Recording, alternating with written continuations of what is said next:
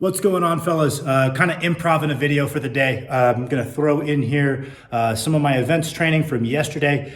Took it pretty light because I had to come in today and hit lower number 2, which I will also include what I remember to film from this session after that. So I just finished up with my front squats, worked up to a pause triple at 420. Basically right now my leg power feels like it's nowhere near the limiting factor, and my thoracic extension doesn't really feel like it's the limiting factor within my front squat. It's primarily the lights going out, me passing out. It's actually how that bar got bent, was me passing out with a 500-pound front squat. So instead of doing back downs, I'm doing added weight holds for time. So 10 breaths is the count, just because I don't have someone to time it for me. I can't be very objective in doing it myself. So I count by breaths. Just to gain some exposure to that position. Not even with that much weight yet. I'm just doing beltless holds for 10 breaths, a couple rounds with 475 right now. Gonna ramp that up to about 600. The most I've ever front squatted right now is 500. I think strength-wise, right, probably in the ballpark of 550. So to go a little bit super maximal above that, we're gonna do some holds at 600 in, I don't know, probably about 5-6 weeks time. So that's going well. After the holds, I do a couple sets of abs. Might not film those, but I'm doing 5 sets of hanging leg raises and 5 sets of GHD sit-ups. And then we're moving on to deadlifts. Then I've just got some deadlift auxiliary motions like back extensions, cable rows, so on and so forth. So we'll see what I film. I'm gonna cobble together a video today because I've been struggling to come up with a good single topic video for the day. Something that would be good and educational that I would enjoy making. Kind of been confusing me what to do. So we're gonna do this today instead. If I come up with something, maybe it'll be 2 videos today, who knows?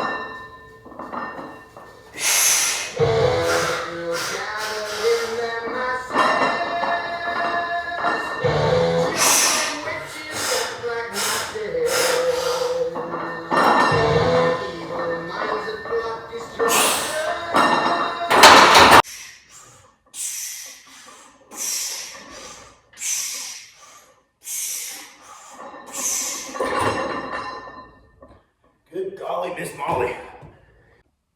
Okay, all done with the holds. My lights were going out with sub-maximal weights, not even super maximal. Only 475 was enough to make me feel pretty lightheaded. So lots of room for improvement there. A lot of that is just a positional tolerance thing. So doing the holds is what's being done to address that, and I'm sure it will work. Feels very productive. But the other thing, looking at the videos, for myself, am not the most technically minded person. I've talked in the past about how you can kind of have a spectrum of intensity focus and form focus, right? And going too far in either direction is a dysfunction, right? So you could have someone who's got phenomenal intensity, but they're very not form conscious, and that could be what ultimately ends up limiting them in their rate of progression. Maybe they're really good about beating the books on their accessories, but it's coming at the cost of range of motion, so it's not true progressive overload, so they're not seeing hypertrophic adaptation. Maybe they're seeing significant breakdown. So yeah, their 3RM is a new PR, but it was done with such poor technique, it might not correlate to a new 1RM. So being too far down the dysfunction end of the spectrum might be dysfunctional, and that probably optimal point varies from person to person. And then you have on the other side of the coin people who are so obsessed with their form that they never apply any intensity at all because they're terrified of breakdown. So they don't hit that minimum threshold of intensity to drive progression. I certainly can identify that I'm too far on that intensity side. It's brought me a lot of success in a lot of ways, but being a little bit more form conscious is something I need to do to go forward, right? So it's like something I would tell any one of my athletes. Yeah, your form matters. Of course your form matters, right? It's mechanical efficiency is a real thing.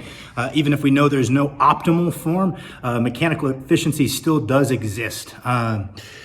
So that's something I would yell at people for, so I probably need to hold myself to a reasonable standard on that as well. So the first thing, two things I identified is one, I'm underplaying the hip hinge mechanic in my front squat because I'm abducting quite a bit and I'm driving my knees forward quite a bit to get all of my depth because I'm scared to hip hinge at all, to the point where I think that should be corrected. So that's the first thing I'm seeing is I've always said there's kind of three ways you can get depth, right? We can hinge at the hips, we can abduct the knees, and we can push the knees forward. So like forward knee travel, ankle dorsiflexion, right? And I'm kind of only using two of those, and that's kind of been an issue I've historically had on the front squat in particular, so I'm gonna try to fix that. And then the other thing that I think might relate to my lights going out on these is a little bit of an exaggerated high elbow position. If you look at Derek Kendall, I highly recommend you search him on YouTube if you're not familiar. Dude's an absolute freak. One of the best front squatters of all time, and especially one of the best front squatters to use a cross grip because he was a power lifter, not an Olympic lifter, not really even a power lifter. He did a couple of powerlifting meets, but just liked to train. He's done like 600 for 12 and 850 for 1, right? So about as good at front squatting as you could possibly get, and he uses a much less extreme elbows up position. And I think that's something I could probably learn from. I think that by driving my elbows so high, I'm driving that bar back, it's kind of choking me out. So that's potentially something to mess around with next session. And I think those two things might come part and parcel of letting the elbows come a little bit lower, being confident that my shoulders are big enough to still comfortably hold the bar. Because elbows really high can be really good for some people who over rely on their hinge in their front squat. But for someone like me who has a tendency to under rely on my hinging mechanic, it might be moving in the opposite direction. So now we're gonna start warming up for deadlifts and see how that goes.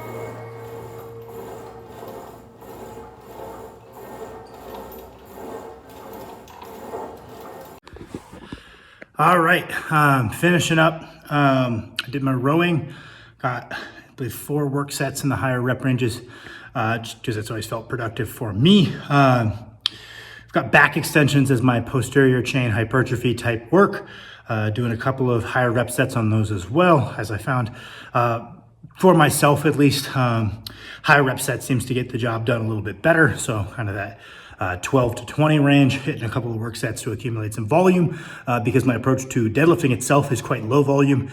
Using the accessories to supplement that is a common strategy, I think, among larger deadlifters, maybe with suboptimal leverages. Accumulating your volume specifically becomes rather difficult as those absolute loads get bigger. So taking a little bit more of a low volume, higher intensity approach, and then supplementing your volume using similar accessory movements is a strategy I've had work for myself and a couple of the guys I coach with worse deadlift leverages, whereas some of the guys who are better built for it or just more efficient at the motion can use a greater percentage of their total work accumulated via deadlifting and its close variation. So gonna get that done and then speed through the sets of abs that I didn't do earlier because I didn't need to do very much to get my lower back warm today. Actually felt pretty decent.